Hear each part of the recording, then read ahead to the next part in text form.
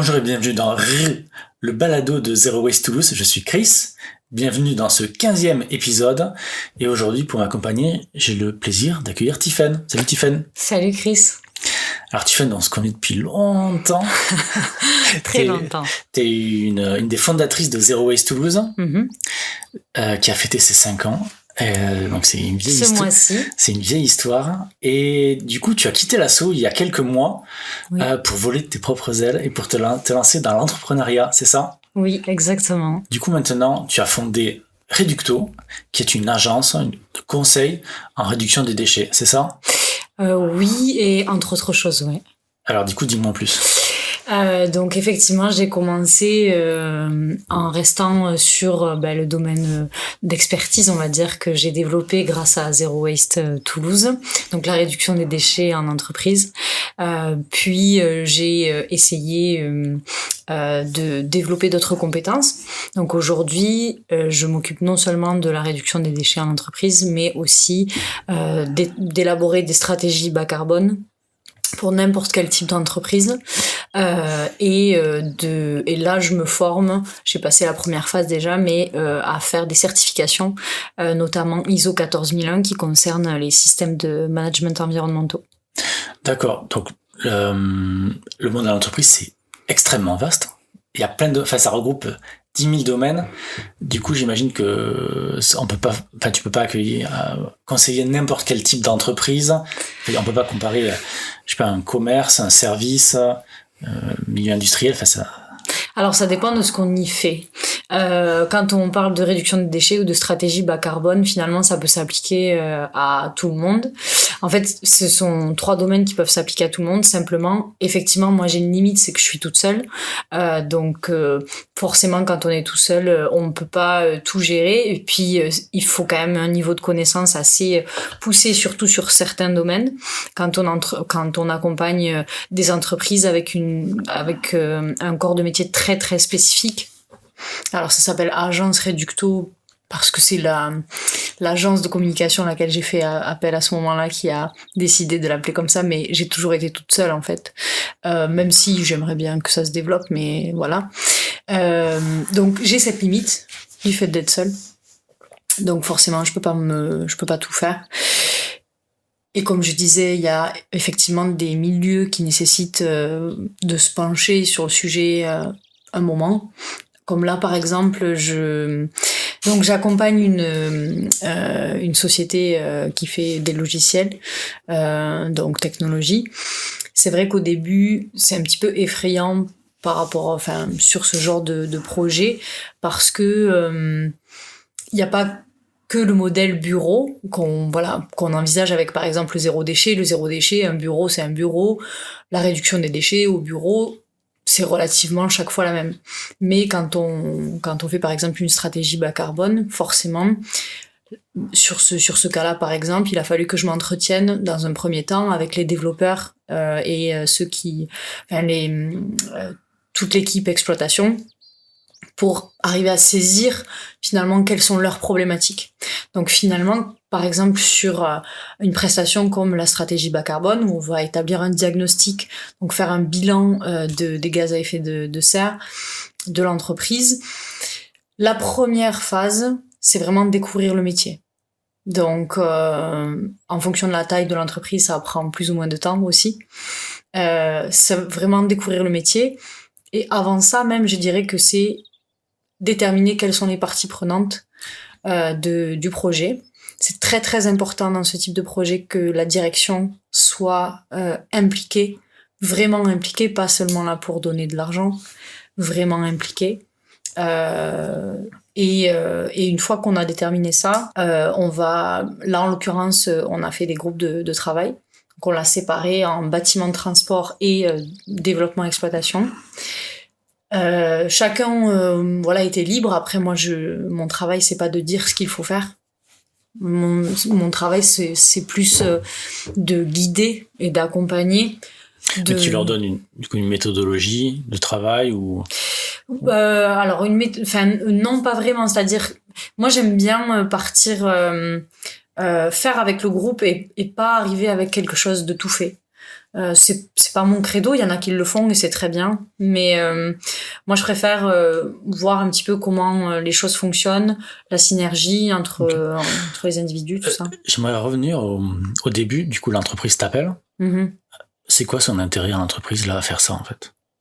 Alors, il y a plusieurs raisons. Sur l'exemple d'une stratégie bas carbone, ça va beaucoup être sur la communication finalement externe qui va découler de cette stratégie, parce que on va pas se mentir aujourd'hui.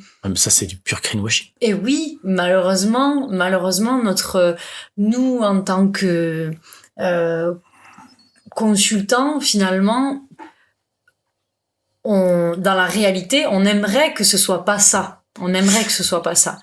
Mais il y a quand même beaucoup d'entreprises, ça va être ça. Ou en tout cas, même si c'est pas et puis c'est pas vraiment du greenwashing, parce que greenwashing, ça voudrait dire qu'elles ne font pas d'efforts.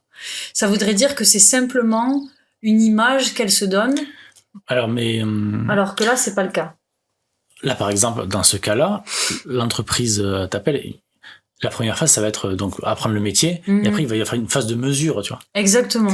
Mais du coup, la phase de mesure, si elle s'arrête là, c'est du greenwashing. Non, parce que, ça s'arrête là, si c'est juste établir, et puis oui et non, parce que par exemple, quand on fait une stratégie bas carbone, quand on fait le diagnostic, et qu'on établit le bilan des gaz à effet de serre qui sont émis par l'entreprise, là où ça peut être du greenwashing, c'est si elle n'intègre pas tous les éléments. D'accord.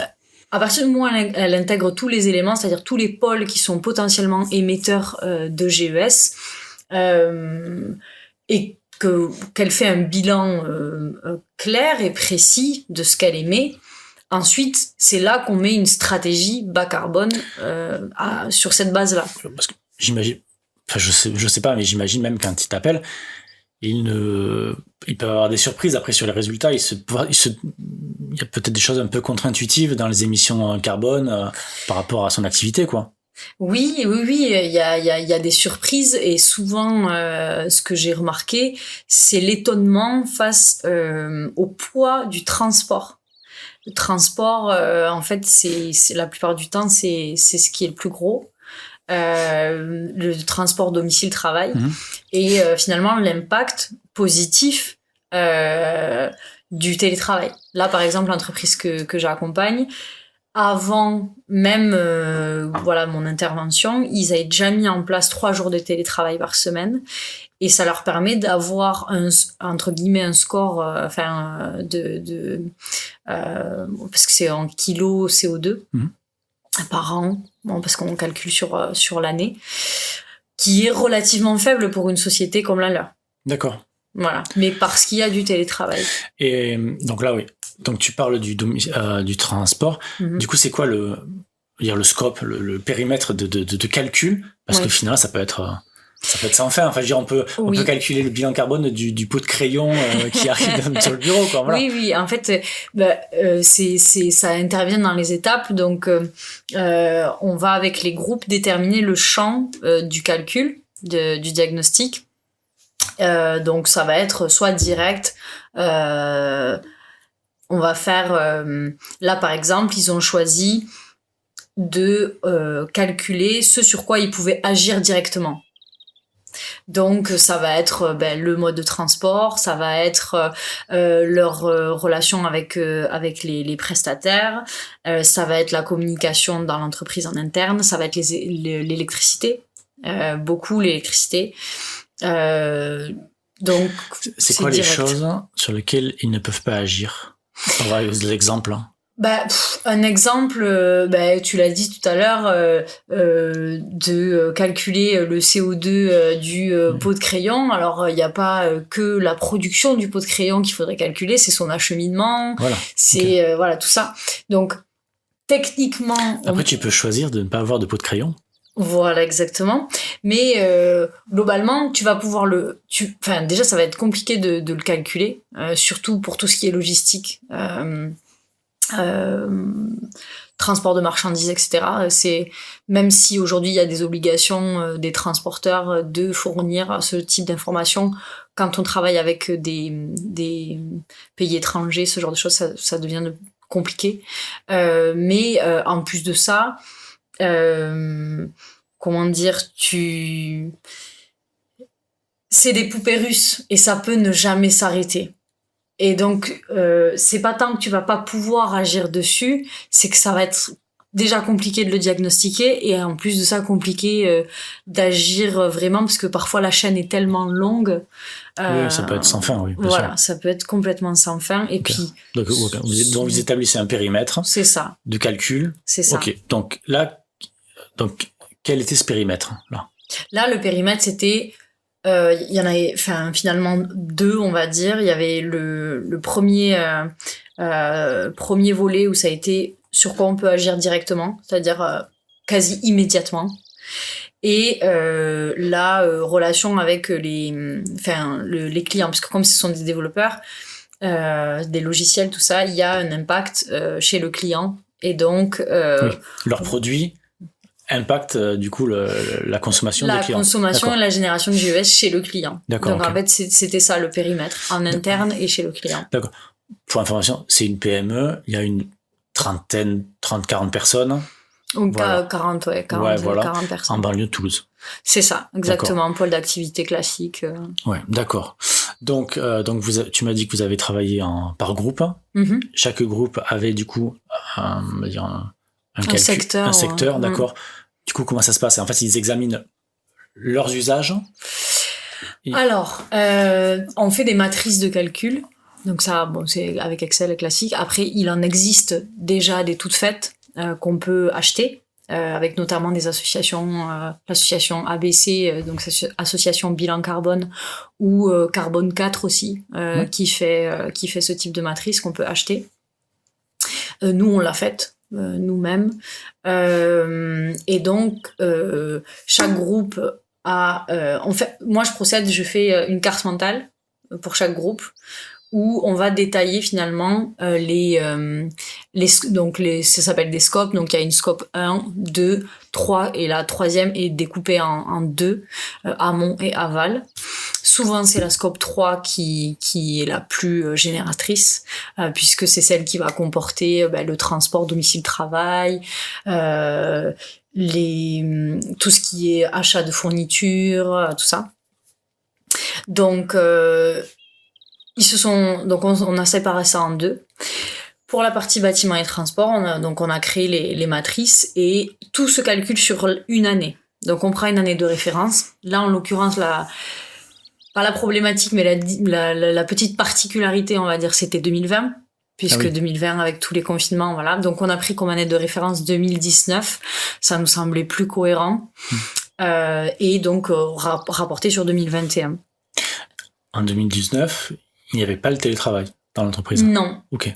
Et donc, c'est là qu'on a pu se rendre compte de la différence et de la réduction finalement assez importante que pouvait amener le télétravail.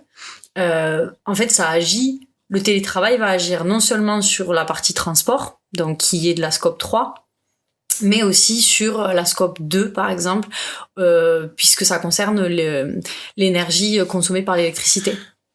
D'accord. Alors, si je voulais faire un petit avocat du diable, je pourrais te dire que l'électricité, du coup, c'est pas l'entreprise qui l'utilise, c'est l'employé, chez lui. Chez lui. Ouais. Alors, justement, ça fait partie des calculs qu'on fait. Souvent, ce qu'on remarque, c'est que les gens n'éteignent pas leur box, même quand ils sont pas chez eux. Donc, sachez-le, vous pouvez éteindre votre box et elle ira très très bien et vous ferez des économies d'électricité. Donc, au final, elle fonctionnera quand même. Et souvent les gens qui travaillent, qui font du télétravail, ils utilisent leur matériel professionnel, donc le matériel qu'ils utiliseraient s'ils étaient en entreprise, puisque souvent ce sont des PC portables. En l'occurrence là, c'était le cas. D'accord. Donc au fond, la consommation est déportée Mais par contre, le transport, ça c'est évident. Oui. Par contre, la consommation électrique, elle est quand même un peu déportée, quoi. Ben, oui et non, parce que oui, effectivement, sur l'usage du PC et de l'électricité, de la lumière éventuellement, si on la met. Mais à l'échelle d'un bâtiment, c'est quand même pas la même chose, parce que si vous chauffez une pièce de 25 mètres carrés, c'est pas la même chose que si vous chauffez un bâtiment de 200 mètres carrés. L'énergie qui est consommée est pas du tout la même. Et c'est forcément plus important puisque ça met plus de temps à arriver à température, donc le chauffage se déclenche plus longtemps. Enfin, c'est un exemple parmi tant d'autres, mais ça reste moindre que de faire venir 40 personnes dans un bâtiment de 200 mètres carrés. D'accord, donc ça, effectivement, ça limite, en regardant les factures d'électricité, on voit la consommation et très précisément, ça, voilà, c'est un calcul qui est très précis, limite facile à faire. D'accord. Donc sur le transport, là par contre, c'est plus compliqué. Non, pas vraiment. Sur le transport, enfin, tu veux dire domicile-travail ? Ouais. Alors non, c'est compliqué. C'est disons que ça nécessite un petit peu plus d'organisation parce qu'il va falloir poser la question aux gens de comment ils viennent au travail. D'accord. Donc ça, c'est une matrice qu'on crée nous. Et où en fait on prend en compte, donc dans la matrice on va prendre en compte donc le nombre de trajets, évidemment, aller-retour, le kilomètre, le modèle de la voiture. On va prendre parce que essence, alors déjà il y a le modèle de la voiture, savoir si c'est une voiture ancienne, une voiture, une citadine, un break, un SUV, enfin voilà. Et ensuite il y a l'énergie qu'elle utilise, essence, diesel ou électrique, exactement. Okay. Après, une fois qu'on a fait ça, on va chercher ce qu'on appelle le facteur d'émission. Donc le facteur d'émission, c'est en fait finalement ce par quoi on va multiplier la quantité qu'on aura sortie de ça. Et ça se trouve sur la base de données de l'ADEME. C'est pas nous qui le déterminons, c'est pour ça que il y a vous pouvez trouver des matrices directement sur internet avec D'accord, donc c'est ABC, pas eux qui t'ont dit ils ont consommé tant de litres d'essence pour non, c'est vraiment non, pas du tout. En fait, quand ils ont rempli la matrice, ils nous ont juste donné le nombre de kilomètres qu'ils faisaient par jour. D'accord. Et donc par semaine et donc par année, et donc après le calcul se fait comme ça. D'accord, ok. T'as des ordres de grandeur ou entre là. De toute façon, il y a aussi la question des transports en commun.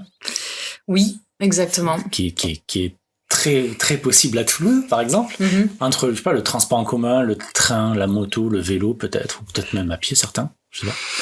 Alors, si je peux donner quelque chose peut-être d'assez parlant, sans parler de l'entreprise que j'accompagne actuellement, ça va être le français moyen. Le français moyen, c'est 9 tonnes, je crois, de CO2 par an.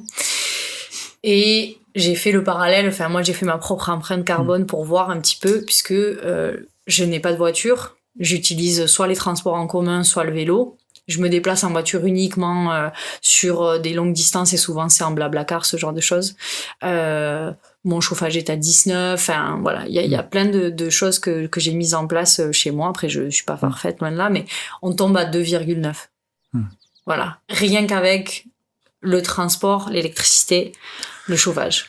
Il y a Carbone 4 qui a diffusé des jolis camemberts. On voit la proportion. Et effectivement, la part du transport, elle est colossale. Alors, transport, au-delà de l'avion, bien sûr, mais le transport, c'est vraiment, c'est énorme. Ouais. Ah oui, vraiment, c'est énorme. Là, pour l'entreprise que j'accompagne, c'était, pour la Scope 3, c'était 80% des émissions. Donc, c'est vraiment énorme. Ouais. Changer son mode de transport, c'est vraiment agir pour le climat. C'est la première des actions quotidiennes qui, en fait, a un impact très important, sur les émissions de gaz à effet de serre. D'accord, ok. Donc la voiture, essence ou diesel, c'est vraiment le pic. La voiture, c'est le pire. Ouais, la voiture, c'est le pire parce que même si elle est électrique, parce que souvent on dit oui, électrique, tout ça. Oui, effectivement, c'est mieux. Ça reste moins pire, on va dire. Ça reste moins pire que d'avoir une voiture essence ou diesel. Après, ça, c'est un débat, voilà, ça se discute. Mais quoi qu'il arrive, quand on produit une voiture électrique et quand on l'utilise, ça émet du DGES. A contrario, quand vous prenez les transports en commun, même si c'est le bus, hein, mais quand vous prenez les transports en commun, mais surtout le métro par exemple, ou le vélo, là on tombe vraiment, on tombe très très bas, quoi. Ok, bah pratiquement à zéro. Pour le vélo, oui. Ouais. Après, il y a des débats, il y a des gens qui arrivent à débattre sur ce sujet. Je me lancerai pas dessus, Est-ce que le vélo est plus consommateur que la voiture ou le métro? Mais non, mais il y a vraiment des personnes qui pensent qu'il y a un rapport à faire entre le vélo classique, pas le vélo électrique, le vélo classique, que ça émet du CO2. Enfin bon, voilà. Après, ça c'est des débats. C'est les poupées russes dont on parlait tout à l'heure. Ok. D'accord, donc on a parlé donc du transport, la consommation électrique, on va dire de l'utilisation, on va dire, du travail, des ordinateurs, de la lumière, de la clim. Tout à fait. Chauffage et clim. Oui, ouais. Chauffage et clim, oui. Et d'accord. Clim encore, c'est autre chose puisque la clim, ça s'intègre dans la scope 1. Après, bon, voilà, c'est des détails, mais c'est tout ce qui est fluide, frigorigène. Donc là, ça va être des émissions directes. L'électricité, c'est une émission indirecte. Et vraiment, tout ce qui est clim, vu que c'est des fluides, des gaz, c'est des émissions directes. Donc, et du coup, c'est très polluant, c'est...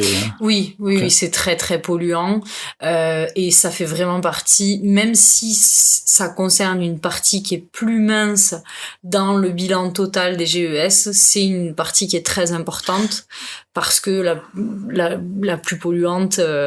En fait, c'est polluant en qualité. Oui. C'est ça. D'accord. C'est ça. Donc, il faut.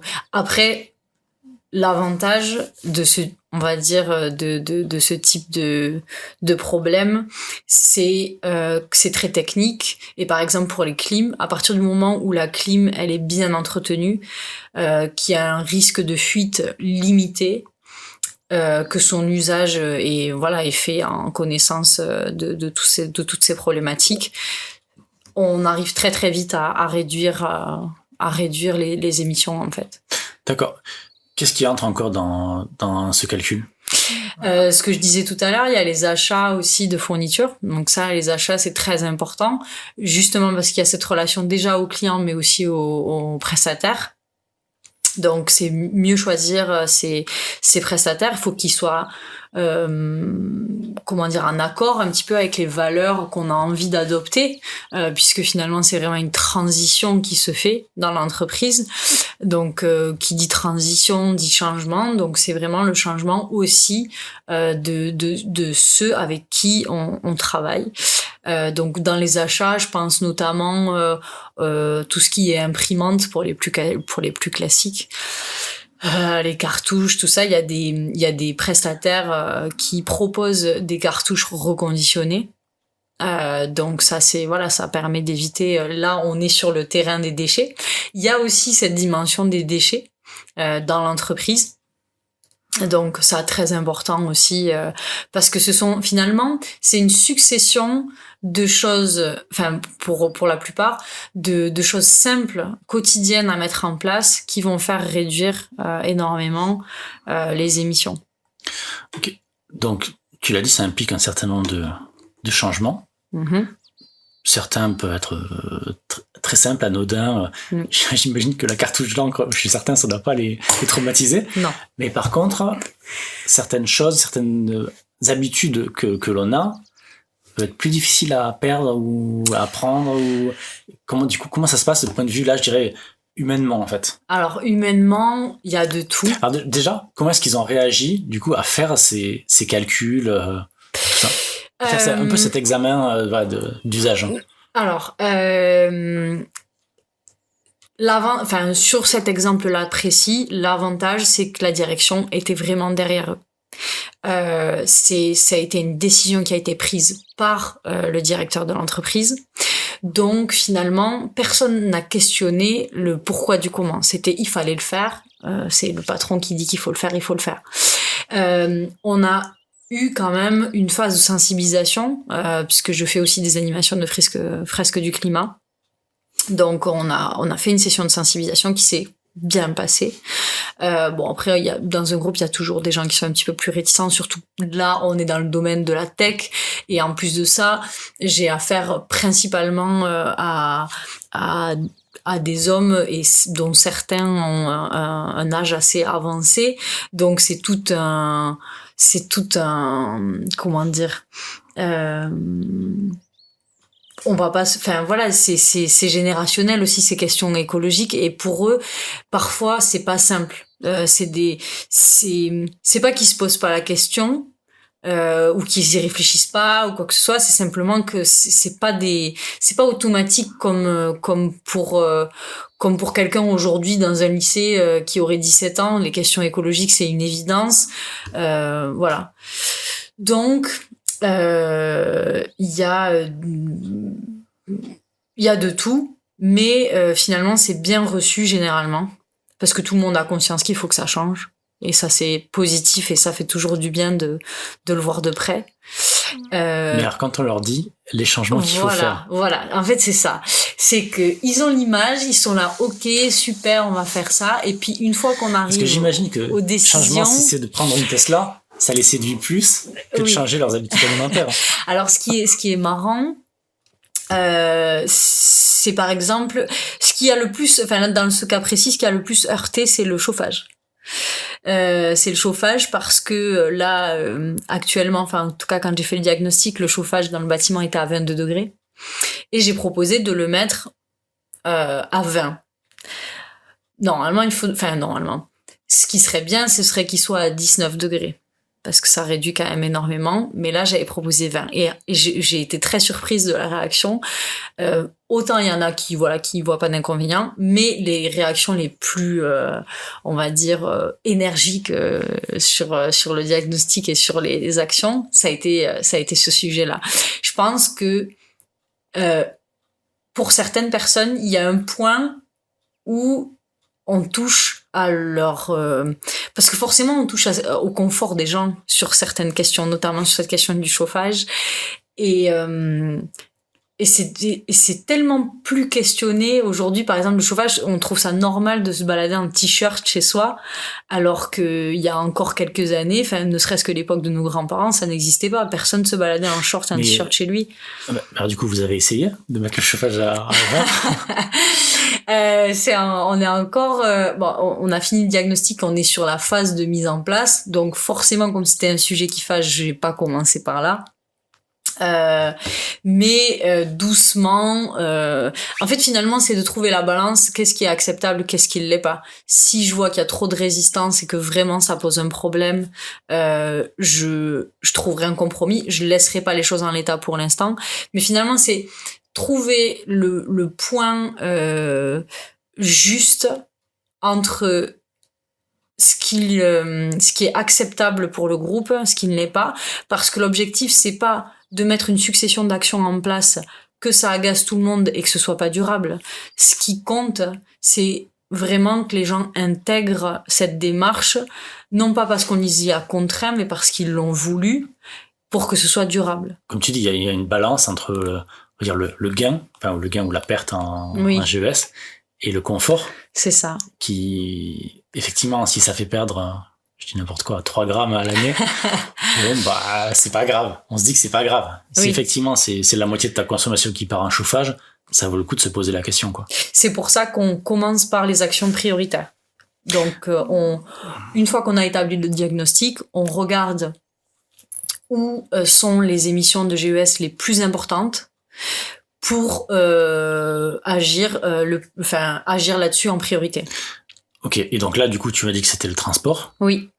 Donc, qu'est-ce qui a été décidé? Qu'est-ce que c'est les solutions? Alors là, donc déjà, la première chose, c'est de parler des modes de transport de chacun. Pourquoi ce choix de transport, et ensuite de voir quelles sont les solutions. En l'occurrence, pour cette entreprise, il y a des personnes qui habitent relativement loin de Toulouse et qui sont éloignées de tout ce qu'il y a de transport en commun.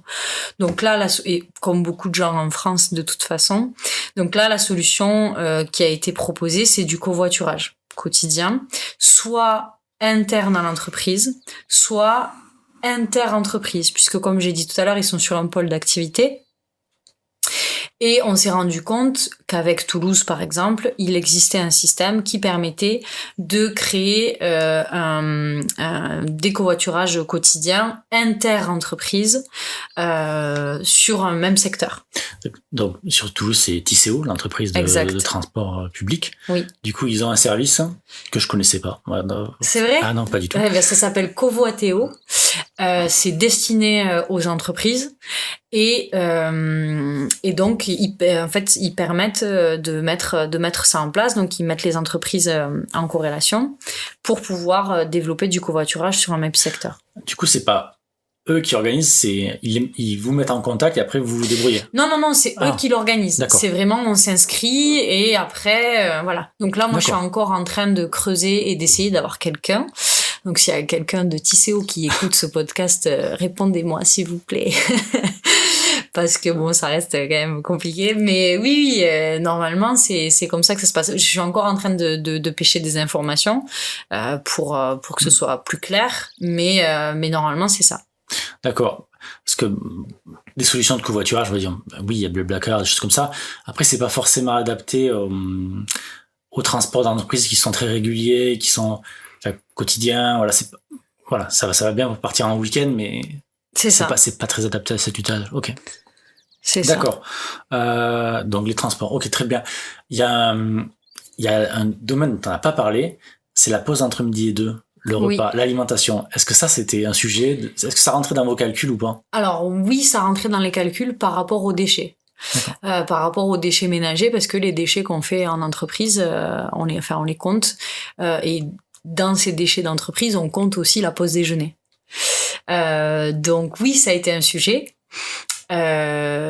Sachant que il y a soit les gens qui prennent qui prennent à emporter et qui mangent sur place, et on compte aussi ceux qui vont manger à la cantine d'entreprise et qui consomment un plateau avec diverses choses dessus. Là en l'occurrence on a pris pour l'instant une moyenne, donc qui est la moyenne française, qui a été établie par Zero Waste France. Donc on s'est basé sur ce chiffre-là. Je sais plus exactement combien, je crois que c'est 130 ou 150 kilos par an, faut que je revérifie, mais ou quelque chose dans ces eaux-là. Donc on a pris ça, mais ils ont l'intention, et ça c'est bien parce que ça a émané d'eux directement, de peser les déchets par semaine, les déchets de l'entreprise, les déchets des employés. D'accord. Voilà. Du coup, là, l'expérience, du coup, je sais pas, l'audit, dire, il est fini, il en est à quelle étape? Alors là, on a terminé le diagnostic. Il y a encore des éléments qu'il faut qu'on rajoute, parce que c'est vrai que pour le groupe développement et exploitation, ça a été plus compliqué, donc plus long. Donc voilà, faut encore qu'on l'ajoute. Mais sinon, voilà, en dehors de ça, c'est terminé. Et là, on est rentré dans une phase opérationnelle, donc stratégique, où on a mis ce que je disais tout à l'heure, on a mis en avant les pôles prioritaires et on a décidé d'actions immédiates à mettre en place. Donc en premier, ce sont les actions immédiates qui ne nécessitent pas d'investissement financier, et ensuite celles qui en nécessitent un. Voilà. Donc la première chose, par exemple pour le bâtiment, ça a été l'électricité.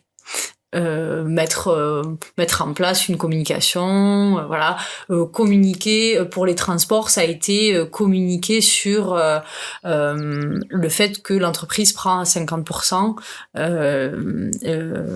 la participation de 50% au transport, tout ça. Donc voilà. Ok. On en est là. On en est là, très bien. Alors du coup maintenant je reboucle avec ma première question. Du coup, qu'est-ce qu'ils y ont gagné à ton avis? Ou qu'est-ce qu'ils t'ont fait comme retour, comme voilà?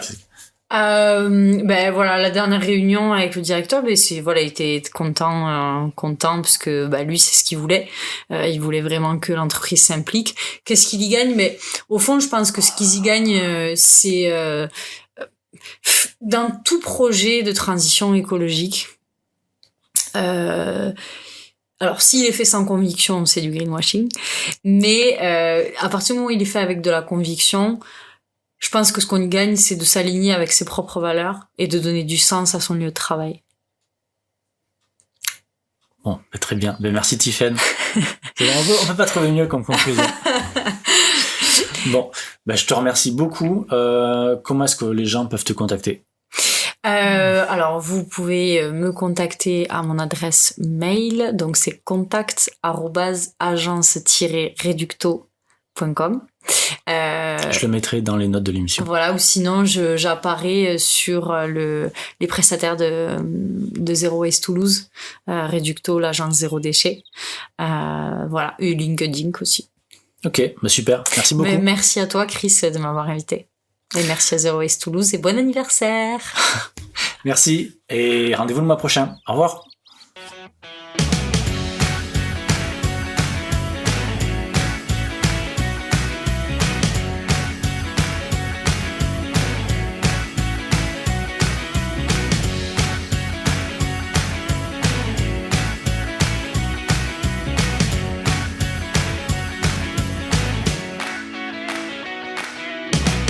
R